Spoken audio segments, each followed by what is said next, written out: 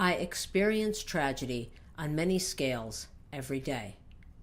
I live through it by way of the news media, books I am reading, and stories I am told by family and friends.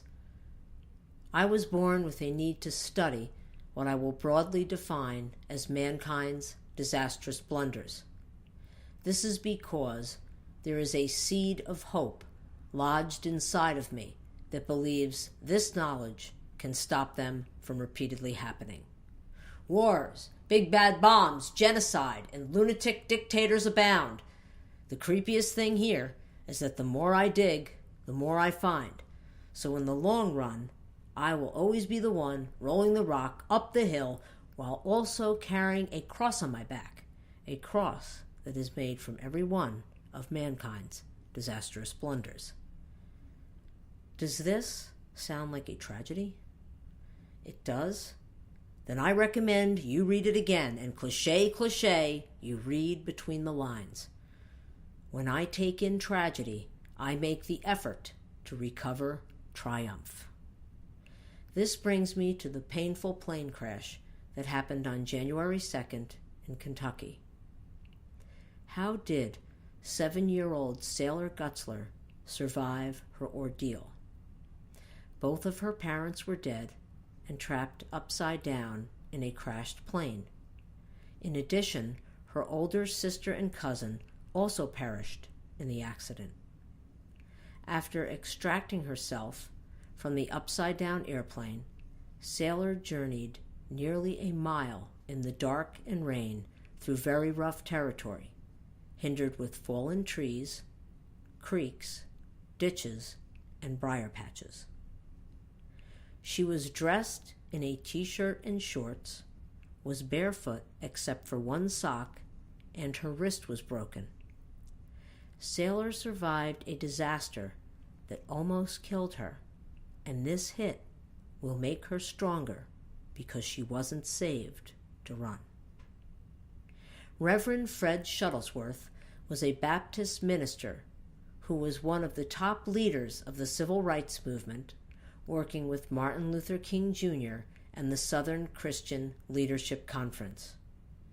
On December 25, 1956, unknown persons tried to kill Shuttlesworth by placing 16 sticks of dynamite under his bedroom window.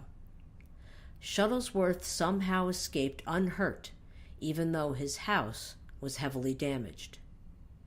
A police officer, who also belonged to the Ku Klux Klan, told Shuttlesworth as he came out of his home, "If I were you, I'd get out of town as quick as I could."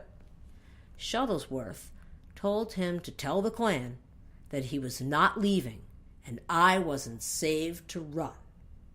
Shuttlesworth tried to integrate Phillips High School with his daughters on September 17, 1957, and these individuals hit him with everything, including fists, clubs, bike chains, and brass knuckles.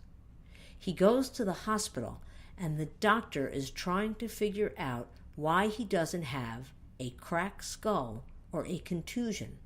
And Shuttlesworth tells the doctor, "He knew I lived in a hard town, so God gave me a hard skull." He checks himself out of the hospital, goes to a church meeting, walks in, and asks, "How many of you all are mad?" Of course, everyone raises their hands, and finally 1 or 2 people say, "Yeah, we're mad, and something has to happen." Then Shuttlesworth says, "I got beat up. I'm not mad. This is the price of victory." He told people that night, after he had been beaten within an inch of his life, that if they did one thing, broke one window, he would say, "You did it to hurt the movement, and I won't support you." Perhaps Sailor Gutzler walked away from a fatal plane crash for the same reason that Reverend Fred Shuttlesworth walked away from his bombed house. This writing marks a decisive moment on her timeline, a point we need to remember for future reference.